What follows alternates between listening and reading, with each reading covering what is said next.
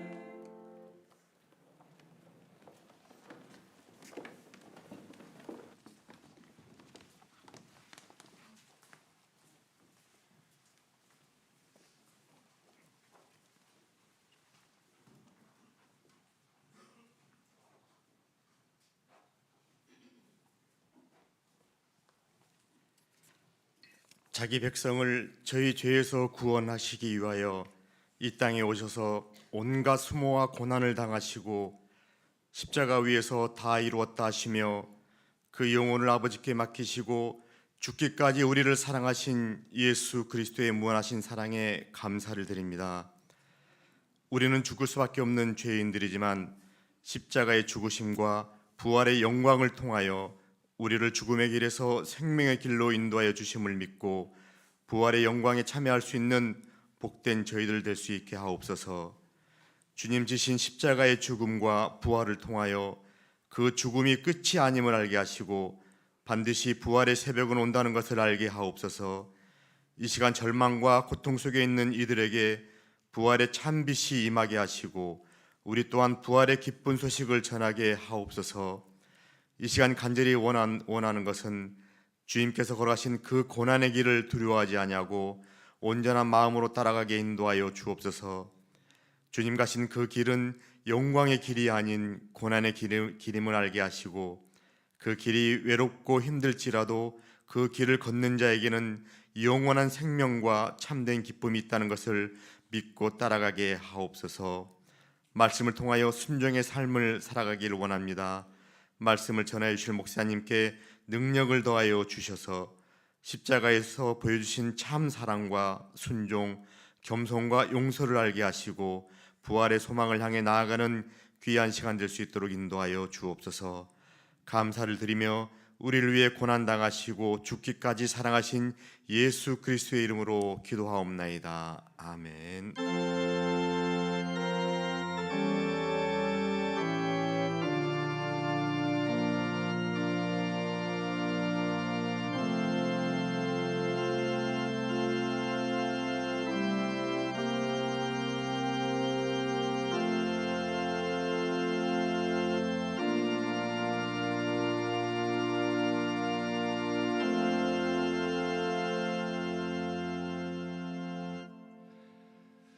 찬송가 158장입니다.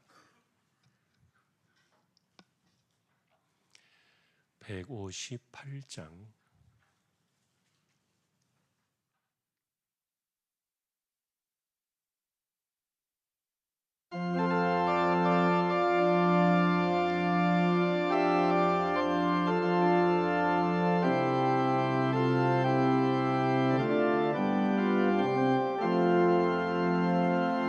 서쪽 하늘 붉은 노을 언덕 위에 비치누나 연약하신 두 어깨에 십자가를 생각하니 머리에 쓴 가시관과 몸에 걸친 붉은 옷에 피 흘리며 걸어가신 영문 밖에 길이라네. 한 발자국 두 발자국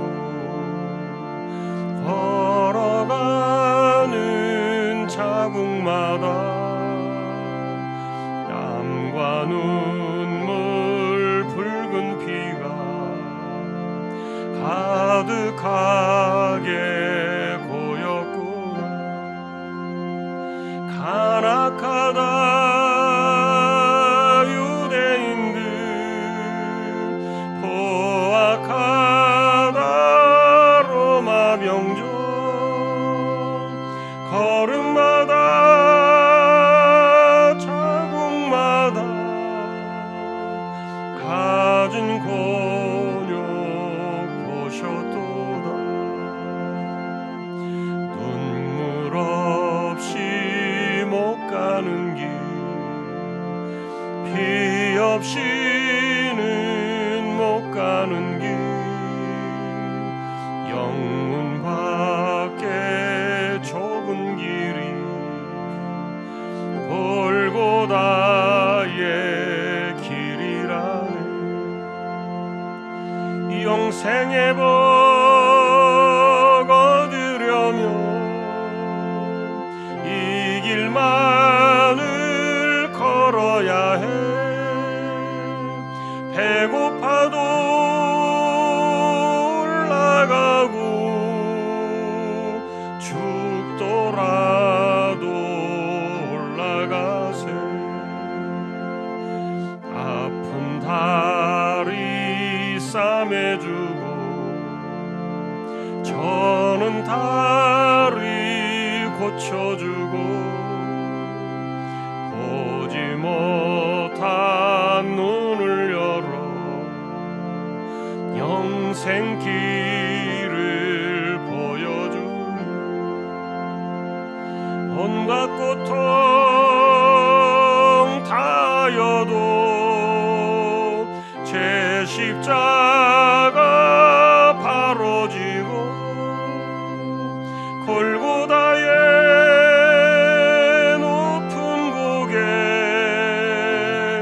나도 가게 하옵소서.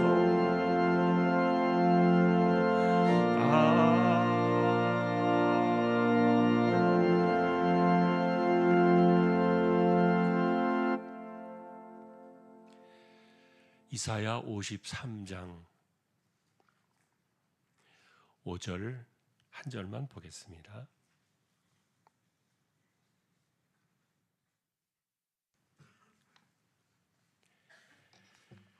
(53장 5절) 합독하겠습니다. 그가 찔림은 우리의 허물 때문이요 그가 상함은 우리의 죄악 때문이라. 그가 징계를 받음으로 우리는 평화를 누리고 그가 채찍에 맞음으로 우리는 나음을 받았도다.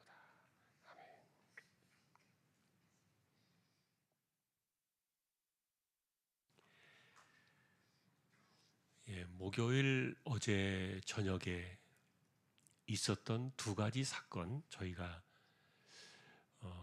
보셨습니다. 그런데 그 두 가지 사건은 예수님께서 특별하게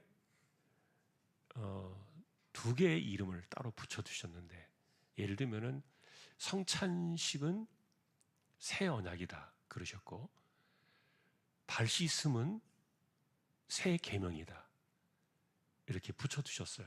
그래서 새자가 붙은 것은 그것은 십자가 이후에 오게 될 하나님의 나라의 그 언약 백성들에게 유일하게 다가올 두 개의 사건으로 찾아온 거예요. 그래서 우리는 그 새 언약, 성찬의 떡과 잔을 먹고 마시는 우리의 피가 되고 살이 되고 그것이 나의 것이 되는 이 사건으로 만나는, 이것이 십자가 이후에 주님께서 가져오실 하나님의 나라의 첫 번째 언약이었고요. 또 하나, 그 나라에서 유통되어지는, 하나님의 나라에서 실행되어지는 유일한 계명은 하나밖에 없는 거예요. 율법이 아니었습니다. 그것은 발 씻음을 통해서 본을 보여주셨고, 이것을 알고 행하면 너희가 복이 있다고 하셨던 하늘의 복을 선언해 주셨던, 그래서 발 씻음을 통해서 예수님은 마지막에 결말을 내려두시기를 이것은 서로 사랑하라는 나의 새로운 계명이다 이렇게 결론을 내려주셨어요. 그래서 하나님의 나라에서 통용되어지는 이 두 개의 사건은 우리에게 어느 하나라도 소홀히 할 수 없는 굉장히 중대한 사건이었어요. 둘 다 그래서 새자가 붙었습니다. 새 언약, 새 계명. 이거는 주님이 가져오실 그 나라에 어쨌든 우리가 지울 수 없는 그 하나님의 백성들, 언약 백성들의 그 특징으로 주셨던 것임을 오늘 우리는 기억해야 합니다.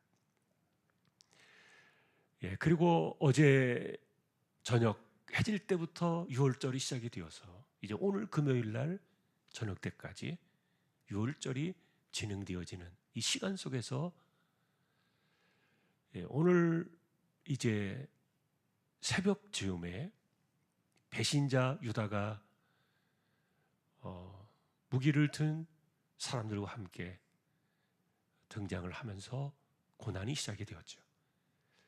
이게 오늘 유월절이 진행되어지는 오늘의 시간 속에 예수님께서 십자가에 매달렸던 바로 그날인데, 그런데 우리는 이 사건을 생각하면서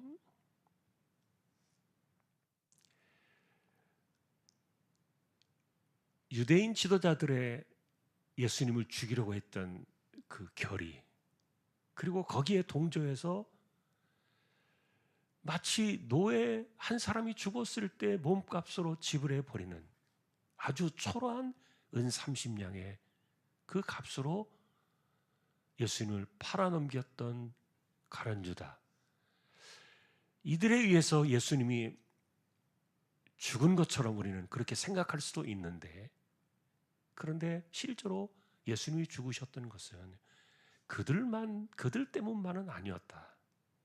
자, 우리는 이것을 오늘 우리가 살펴야 된다고 제가 말씀을 드렸는데, 그러니 세상은 왜 예수님을 죽이려고 했는가? 그것이 이제 오늘 우리가 보게 되는 내용인데요. 사람들은 그래서 그렇게 이야기합니다.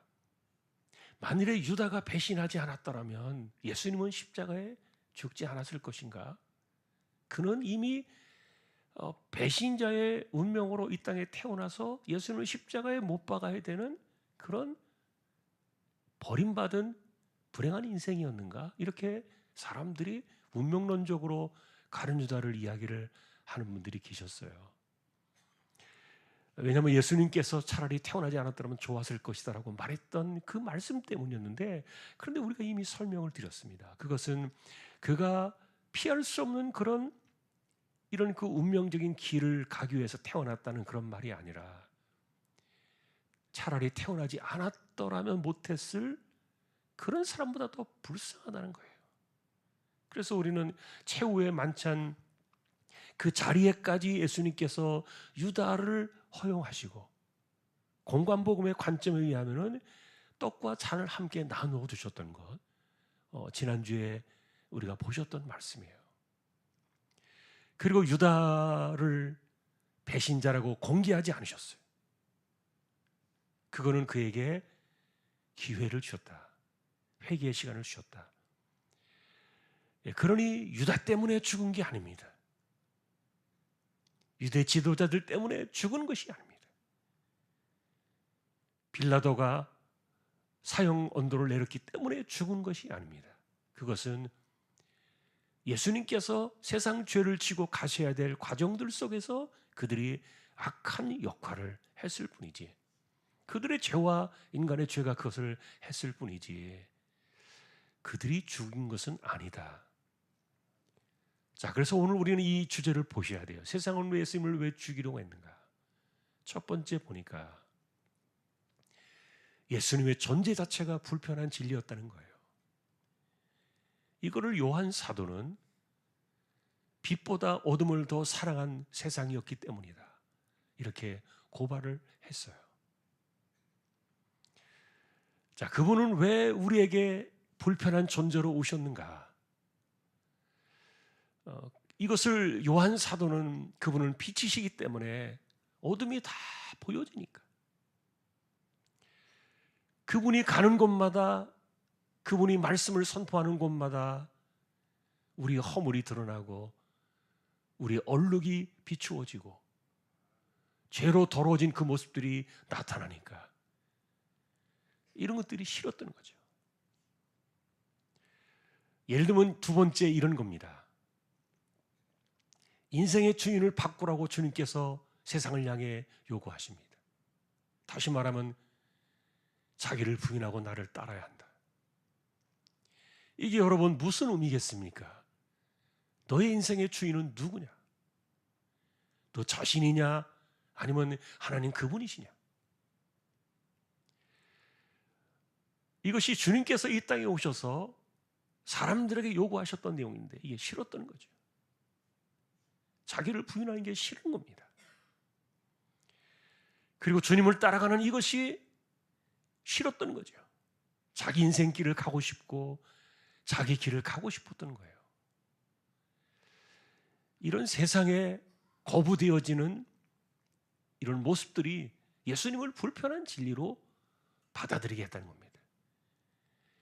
또 세 번째는 보니까 죄된 인간의 본성, 이것은 하나님 앞에 순종을 거부했다. 실제로 여러분 이것은 아담이 타락할 때 마귀가 가지고 왔던 유혹의 조건이었어요. 네가 이걸 먹으면 하나님처럼 된다. 아담이 그만 그 말에, 하와가 그 말에 유혹을 받았고요. 하나님처럼 된다는 그런 욕망 속에 그들이 빠져들어서 열매를 먹고 그 이후로 이렇게 쫓겨나고 타락의 길을 걸어오게 되었는데, 그런데 지금도 인간은 항상 높아지려는 욕망이 있어요. 하나님의 자리를 차지하려고 이런 것들이 계속해서 있다 보니까, 그래서 포도원 품꾼의 비유에서 예수님께서 주셨던 비유가 있어요. 주인이신 하나님께서 포도원을 맡겨놓은 그 농부들에게 열매를 달라 그랬더니 내놓지 않았습니다. 그래서 종들을 보냈더니 그 종들을 죽였습니다. 마지막으로 그래서 그 주인이 내 아들을 보내면은 내 아들만큼은 그들이 순종하겠지, 이렇게 했는데 그 아들마저 쳐 죽이고 말았습니다. 하나님 앞에 인간의 죄악된 본성은 순종을 거부하고, 우리 인간에게 요구하는 그 모든 것들을 다 거부하는 이런 것들이 결국은 아들을 이 땅에 보내셨지만 그 아들을 죽게 했던 인간의 죄성이, 세상이 예수님을 죽게 했다. 이게 성경의 가르침이에요. 그래서 우리는 이 내용을 보면서요, 세상이 그분을 죽였다, 그리고 우리가 그분을 죽였다, 또 내가 그분을 죽였다, 이렇게 말하는 겁니다. 자, 그러니 그리스도의 죽으심은 예고된 계획이었습니다. 하나님의 아들이 이 땅에 오시면은 무조건 세상이 죽일 것을 하나님은 알고 계셨습니다. 그것이 우리를 위한 하나님의 사랑이었고, 우리를 품으시고 우리를 용서하시고 영원한 생명으로 주시기 위한 하나님의 계획이었음에도 불구하고 세상은 하나님의 아들이 이 땅에 오시면 무조건 죽이려고 했던 그런 거부하는 세상에도 불구하고 하나님은 그것을 알면서도 아들을 이 땅에 보내시기 위한 하나님의 독단적인 계획을 실행하셨던 겁니다. 십자가는 그래서 세상에 오면 무조건 죽을 수밖에 없는 이런 그 상황들 속에서 하나님은 이미 죽음을 예고된 그 사실 속에서 아들을 이 땅에 보내셨는데, 하나님의 계획은 이런 것이었습니다. 첫째는 그가 찔림을 통해서 우리의 허물을 고쳐주시려는 이런 그 역설적인 방식으로 하나님은 계획을 짜시고 아들을 죽이려는 그 세상을 품기 위한 하나님의 사랑의 계획을 이렇게 하나님께서는 세상에 보여주셨던 거죠. 자, 우리의 허물이라는 이런 말들은 우리가 살아가면서 우리의 죄성이 가져오는 우리의 말들, 타락한 말들, 부패한 말들, 공격적이고 그리고 사람을 찌르고 상처를 주는 이런 그 언행과 그리고 행실들, 부패한 생각들. 자, 이 말은 뭐냐면은 하나님께서 하나님의 아들이 찔리심을 받을 때 바로 인간의 이런 그 처벌을 생각하시면서 아들을 찔림의 자리로 내놓으시려고 계획하셨다는 거예요. 이게 아버지의 계획이었다. 또한 두 번째는 그분이 징계를 받음으로 인해서 우리에게 평화를 주시려고, 이 말도 되지 않는 계획을 하나님께서는 세우셨는데, 평안을 거부하고 구원을 거부하고 은혜를 거부하는 이런 인생들에게 평화를 주시기 위해서 하나님의 아들을 징계의 자리에 세우시는, 이것이 예수님 오시기 전에 700년 전에 이사야를 통해서 하나님의 계획이 이렇다는 것을 밝혀주었던 그 내용이었어요. 세 번째는 보니까 그분이 채찍에 맞음으로 치유를 보상하시는, 굉장히 아이러니한 그런 역설적인 하나님의 계획을 보여주셨죠. 사실 하나님께서 이 땅에 세상을 인간을 보내셨을 때 그들이 상한 마음으로 살아가도록 인간을 보내신 게 아니었어요. 그리고 지친 영혼으로 살아가도록 인간을 보내신 것이 아니었어요. 세월이 흐르면서 병든 몸으로 시달려가는 그런 인생이 되도록 보내신 것이 아니었어요. 인간의 죄가 마음을 상하게 했고, 인간의 죄가 영혼을 지치게 했고, 인간의 죄가 우리의 몸을 병들게 했던 거예요. 그런데 이런 그 인생들을 고치시려고 자기의 죄로 자신들이 마음을 상하게 하고 영혼을 지치게 하고 몸을 병들게 만드는 자신의 죄악의 길을 가는 그들을 고치시기 위해서 하나님의 아들을 채찍에 맞게 하시요. 이거는 세상이 알 수 없고 인간이 생각할 수 없었던 하나님의 독단적인 계획이었던 겁니다. 그래서 그분의 죽으심은 예고된 계획이었다.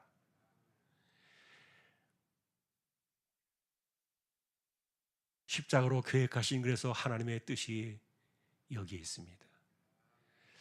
자, 이 말은 예수님이 오셨던 그 당시에 인간이 받을 수 있는 가장 참혹한 형벌이 십자가였습니다. 아마도 이 시대에 오셨다면 이 시대에 받을 수 있는 가장 처참한 형벌을 공개적으로 하나님의 아들이 받으셨을 텐데, 그 당시에 오셨던 그 당시에 사람이 받을 수 있는 최악의 형벌, 그게 십자가였는데 하나님은 그 십자가를 마다하지 않으시고 십자가에 그대로 아들을 달기로 작정을 하시고, 그리고 거기에 하나님의 뜻을 담아두셨던 거예요. 첫 번째 제목이 그겁니다. 아들을 제물 삼아서 죄인들을 나의 자녀로 받겠다. 자, 이것은 그래서 여러분, 그 십자가의 피값은 나의 목숨값이었다. 이렇게 우리는 이야기를 했던 거예요. 아들의 피값을 통해서 우리의 목숨값을 대신하겠다는 하나님의 이 십자가를 바라보는 이 엄청난 계획 사건, 이것을 통해서 우리들을 자녀로 받아주시겠다는 이 하나님의 놀라운 계획은 하나님과 우리와의 화목을 계획하셨던 겁니다. 우리가 여러분 이런 것들을 생각해 볼 때 우리 힘으로 하나님께 요구할 수 있는 것이 하나도 없습니다. 우리가 할 수 있는 것이 아무것도 없고요. 두 번째로 그가 받으신 십자가는 영원한 대가였다는 겁니다. 이 십자가 한 번의 형벌 사건으로 하나님께서는 처음이자 마지막으로 완전한 마침표를 찍을 작정을 하셨던 거예요. 그래서 이 십자가는 이제 이후로 하늘도 땅도 천사도 마귀도 어떤 존재도 더 요구할 수 없는 완전한 피의 대가였고 목숨값의 대가였던 거죠. 세 번째는 이것이 하나님의 공의를 만족시키고 사랑을 또 우리에게 확증시켜 주시는 완전한 계획이었다. 사실은 그래서 여러분, 이게 피말리는 계획이에요. 하나님은 영이시기 때문에 우리같이 이렇게, 예를 들어서 만일에 내 아들이 나를 대신해서 이런 고통을 당하고 만일에 그런 길을 가야 한다고 생각한다면 그것을 견뎌낼 수 있는 부모가 없는 것처럼 하나님은 영이시니까 좀 덜 하셨을까 이렇게 생각할지 모르겠지만 성경 전체에 흘러가는 우리에게 하나님의 사랑과 구원의 이야기가 성경 전체로 흘러가지만, 그러나 그 이면 속에는 보이지 않는 아버지의 아픔이 있는 거예요. 하나님의 공의를 만족시키고 그리고 끝까지 세상이 하나님의 아들을 죽이려고 하는 이 죄악된 그 인간들을 포기하지 않으시고 품으셔야 했던 하나님의 사랑이 이 십자가를 통해서 나타나야만 했었던 이 아이러니한 역설적인 계획이 십자가였다. 십자가는 그러니까 우리가 보이지 않는 그냥 단순한 눈에 보이는 하나님의 아들의 죽음 사건이 아니라 여기는 하늘도 땅도 그리고 어떤 영적인 존재들도 거부할 수 없는 하늘과 땅의 모든 사건들을 만족시키는 하나님의 놀라운 계획이 숨겨져 있었던 사건이 오늘 아들을 십자가에 매달게 했던 십자가였다.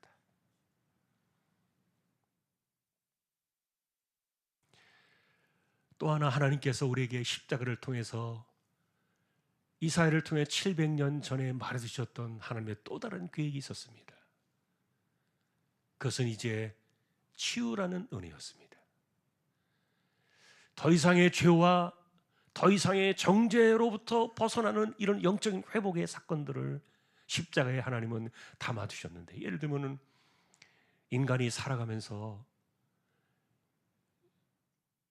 도덕이 재발저린다고 인간의 마음속에 심겨진 양심이 우리를 고발하고요.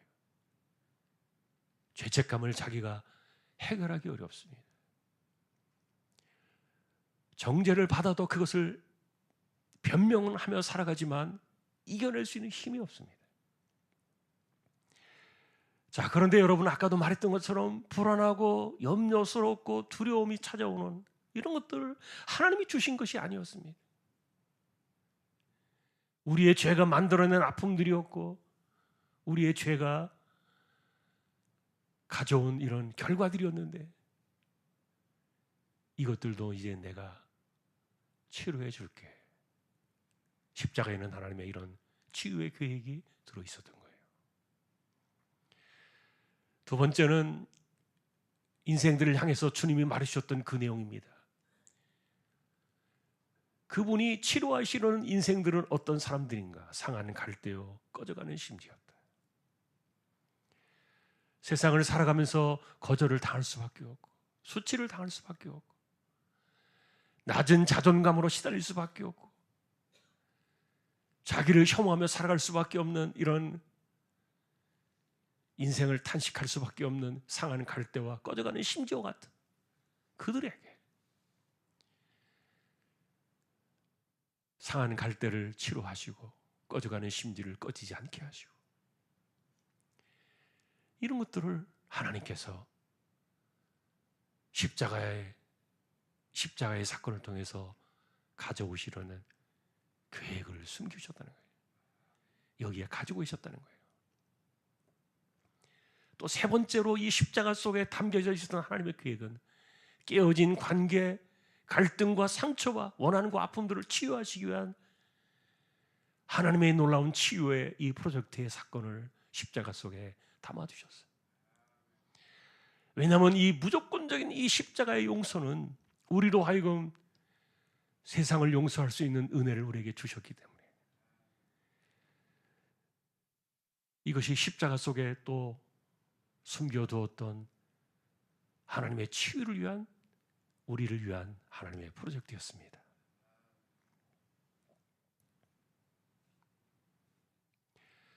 자, 그래서 우리는 십자가에서 앞에서 바라는 회복의 은혜를 생각합니다. 우리의 기도 제목이기도 해요. 인생의 허무함을 달래시는 하나님의 은혜가 있습니다. 외로움을 달래시는 그런 은혜 가운데 하나가 뭐냐면은 우리가 영원히 함께 하시. 이건 십자가 이후에 우리에게 약속으로 찾아오신 그런 하나님의 회복의 은혜였는데 나는 혼자야. 아무도 내 편이 없어라고 생각되어지는 그런 상황들 속에서도 그런 인생들에게 십자가는 우리에게 함께 하겠다는 그런 약속으로 우리에게 찾아오셨는데 이건 우리의 기도 제목이에요. 두 번째는 인생의 방향을 상실한 그 사람들을 붙드시는, 다시 말하면 영원한 하나님의 나라를 바라보면서 이 땅을 살아갈 때 나그네로 살게 하시는 그들에게 방향을 잃지 않게 하시고 영원한 하나님의 나라를 향하여 그 방향을 꾸준히 걸어가게 하시는 회복의 은혜가 십자가의 우리의 기도의 제목이고요. 세 번째는 우리가 살아가는 이 세상 속에서, 이 고통하는 세상에서 우리가 기도할 수밖에 없는 생존 기도. 저는 이것이 굉장히 중요한 이해라고 생각해요. 우리의 기도는 생존 기도예요. 인간적이고 세상적인 자기 욕심을 위한 기도가 아니에요. 그리고 하나님께서도 우리에게 이렇게 말씀하시면 너희가 살기 위하여 기도하라. 너희의 평안을 위해서 기도하고 너희의 깨어진 그 아픔들을 위해서 기도하고 너희가 이 땅에서 하나님의 은혜를 누리며 살도록 기도하라. 생존 기도예요. 생업을 위해서 기도하고 삶의 터전을 위해서 기도하고, 자, 이런 것들이 십자가 앞에서 바라볼 수 있는 우리의 회복의 은혜인데 우리의 기도 제목이기도 합니다. 마지막으로 이제 오늘 이 내용들을 정리해 봅시다. 첫 번째로 세상은 본래부터 메시아를 거절했다는 겁니다. 하나님의 아들이 이 땅에 오시면 세상이 그 아들을 반겨주시겠지. 그게 아니었습니다. 아들을 죽여서 세상 것을 우리가 차지하고 하나님의 이름을 지으려고 했던 거예요. 이것이 이 땅에 오신 메시아를 죽게 한 것이지 유다의 배신 때문이 아니었다. 두 번째는 이렇게 하나님의 아들을, 하나님의 뜻을 거부하는 세상의 뜻과는 상관없이 하나님께서 독단적으로 이런 세상을 건지시기 위하여 아들을 내세우시는 하나님의 계획을 십자가라는 사건을 통해서 가지셨던 거죠. 자, 세 번째는 그 시대에 그가 받으실 수 있는 가장 최악의 형벌, 그 십자가라는 사건을 선택하셔서 그 사건으로 우리에게 영원한 생명을 주셨고, 그리고 이후에는 우리와 함께 하시면서 이 땅을 나그네로 살아가는 그들에게 그들의 생존 기도에 응답으로 함께 하시는 그 약속으로 찾아오신 것이 우리의 십자가였다는 겁니다. 마지막 네 번째는 그래서 홀로 살아갈 수밖에 없는 인생의 외로움과 허무한 인생들에게, 그리고 우리가 어디로 나아가야 될지 방향을 잃어버린, 방향을 상실한 그들에게, 죄로 인해 여전히 고통을 당할 수밖에 없는 인생들을 붙드시는 이런 프로젝트가 바로 하나님의 아들을 십자가에 대속물로 내어주시면서 단순하게 죄사함의 사건만이 아니라 우리를 자녀 삼아주시고 우리와 함께 하시면서 이 땅을 살아갈 때 우리로 하여금 영원한 그날에 이르기까지 우리의 기도 속에 함께 하시는, 자, 이것이 하나님의 십자가를 향한 하나님의 계획이었고, 그것이 이루어진 날이 바로 오늘 2000년 전 금요일 이 날의 사건이었음을 우리가 오늘도 기억하면서 이 시간 우리 함께 또 주여 외치고 우리가 기도를 첫 번째 드릴 때, 본래부터 세상은 하나님의 아들을 불편한 진리로 여기고 그분을 죽이려고 작정하던 세상 속에 아들을 보내셨다는 사실, 그래서 우리는 그렇게 말한다 그랬습니다. 세상이 하나님의 아들을 죽였다. 그것은 우리가 죽인 것이고 내가 그분을 죽인 것이다. 자, 오늘도 우리는 이 사건을 기억하면서 우리가 십자가의 은혜를 바라보며 기도하며 살아가는 인생들이 되는 것을 감사하며 오늘 말씀을 생각하면서 우리 첫 번째 주여 외치고 우리 한 1분 정도 먼저 간단하게 기도를 드리겠습니다. 주여, 하나님 아버지, 이 땅에 인간을 내실 때 하나님께서는 아무도 고통 속에, 그리고 절망 속에, 그리고 갈등과 분열과 다툼 속에, 그리고 외로움 속에, 그리고 사망의 그늘 속에 인간을 던져 넣으시려고 만드신 것이 아니라 하나님께서 가장 보시기에 좋았던 아름다운 인생으로 이 땅에 사람들을 내셨지만, 그러나 우리의 죄가 이 모든 것들을 거부하고, 우리의 죄가 하나님의 은혜를 거부하고, 우리 스스로 죄악의 길에 빠져들어서 우리의 삶 속에 아픔이 찾아오고 고통이 찾아오고, 우리의 죄가 만들어낸 이런 우리의 삶의 수많은 죄악의 흔적들, 그래서 하나님의 아들이 이 땅에 오셨을 때 우리의 민낯이 드러난 그것을 싫어하여 하나님의 아들을 죽이려고 했던 그 세상이 바로 우리였음을 기억합니다. 세상이 메시아를 죽였고, 우리가 메시아를 죽였고, 내가 메시아를 죽였던 이 놀라운 사건 속에서도 이것을 알면서도 하나님의 아들을 보내셨습니다. 이 땅에 그 아들을 제물 삼아 우리의 목숨값을 대신하여 영원한 생명의 그 피로 아들을 내어주셨던 놀라운 십자가의 사건, 그날을 기억합니다. 오늘도 우리가 이 땅을 살아갈 때 주님과 함께 하나님의 나라를 살아가며 생존 기도를 드리며 이 땅을 이겨나가며 나그네 인생길을 흔들림 없이 끝까지 걸어가는 우리 모든 믿음의 식구들이 다 되게 하여 주옵소서. 감사합니다.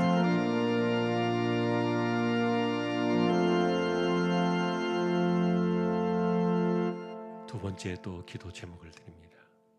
이 나라와 민족을 위해서, 저 북녘 땅을 위해서, 그리고 선교지를 위해서 여전히 전쟁으로 얼룩져 있는 이 지구촌의 아픔들, 그리고 또 미얀마 땅, 내전과 전쟁으로 고통하는 그 땅을 위해서도 우리 이 시간 함께 또 주여 외치고 기도를 드리겠습니다. 주여, 하나님 아버지, 이 나라 이 민족을 기억하여 주시기를 원합니다.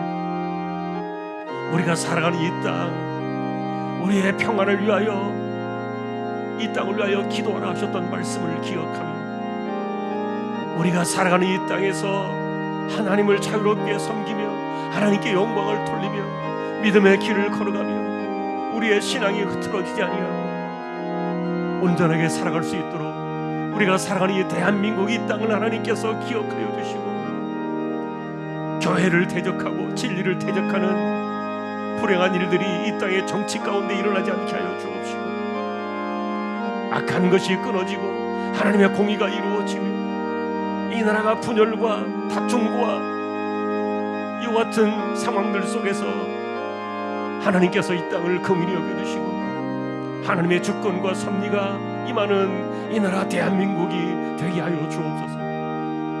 북녘 땅을 기억해 주시고 오랜 세월 동안 어둠 속에 신음하는 그 백성들을 돌아보아 주시며 자신들의 안위와 자기들의 치부만을 앞세워 살아가는 간악한 악한 세력들을 끊어주시고 그들을 멸해주시고 억압 속에 살아가는 북녘 땅의 동포들을 하나님이여 이제는 풀어주시고 그들에게 다시 한번 자유의 은혜를 주셔서 하나님께로 돌아오고 복음으로 통일되어지고 이 나라 이 민족이 한번 다시 세워질 수 있도록 은혜를 더하여 주시기를 소망합니다. 지구촌의 곳곳에 난리가 있고 전쟁이 있고 수많은 소문들이 들려오는 이런 곳에서 복음을 위해 살아가는 주님의 종들을 지켜주시고 선교지를 기억하여 주시고 특별히 미얀마 땅 내전과 지진으로 고통하는 그 나라에도 하나님이여 불쌍히 여겨주셔서 교회가 손상되지 않게 하여 주옵시고 하나님의 은혜 가운데 이 마지막 때 흩어진 요란한 이 세상 속에서 주님의 백성들을 지켜주시고 하나님의 나라가 확장되어지는 거룩한 역사가 주님 오시는 그날까지 멈춰지지 않게 하여 주옵소서. 감사합니다. 또 세 번째 기도를 드립니다. 우리의 자녀들, 가족들, 우리의 아픔들, 병든 사람들, 가난한 사람들, 우리 함께 또 청년들, 공부하는 우리 어린 자녀들 하나님께서 붙들어 주시도록 주여 또 한 번 외치고 기도를 드리겠습니다. 주여, 하나님 아버지, 우리 자녀들을 기억하여 주시기를 원합니다. 우리에게 주신 가정의 식구들, 함께 피를 나누고 살아가는 생명들, 특별히 학업을 공부한 우리 자녀들을 기억하여 주셔서 지혜와 총명을 주시고 그 어린 시절을 지나갈 때 세상 풍조를 따라가지 않게 하시고 하나님의 사람들로 잘 보존되어져서 학업을 감당하며 또 준비되어진 우리 아이들이 되게 하여 주옵소서.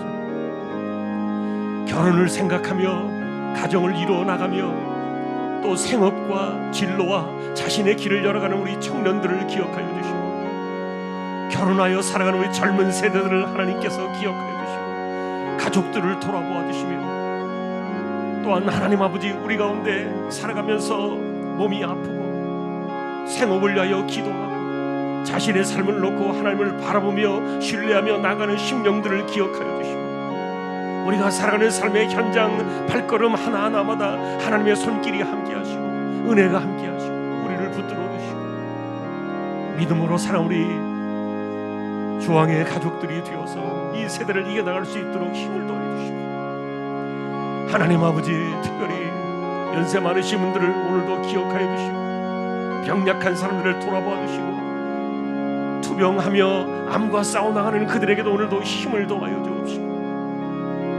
가난한 사람들에게 용기를 주시며 무언가를 해야만 하는 사람들에게 하나님께서 길을 열어주시고 우리가 열심히 살아가는 삶의 현장 속에서 하나님의 붙드심의 은혜를 그 힘을 얻어 살아가는 우리 모두 되게 하여 주옵소서.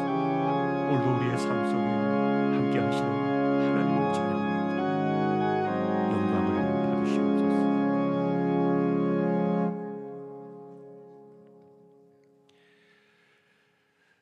세상이 죽일 것을 뻔히 알면서도 이 땅에 오셔서 인간을 위한 제물이 되어주시고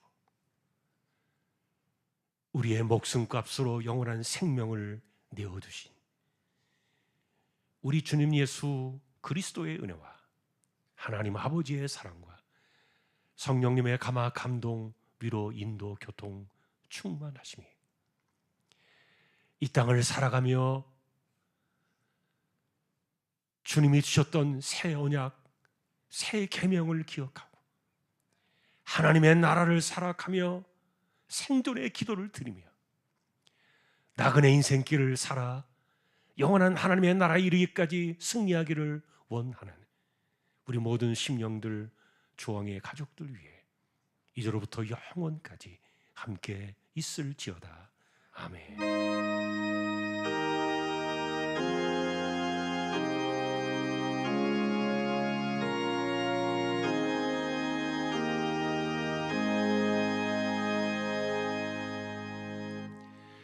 고난주간 특별 새벽기도회는 주일 새벽까지 마지막 시간입니다. 주일 새벽에도 우리 함께 영광을 돌리십시다. 오늘도 출근해서 하루를 감당하는 여러분들에게 하나님의 특별하신 은혜가 함께 하시기를 주님의 이름으로 축복합니다. 자유롭게 기도하시기를 바랍니다.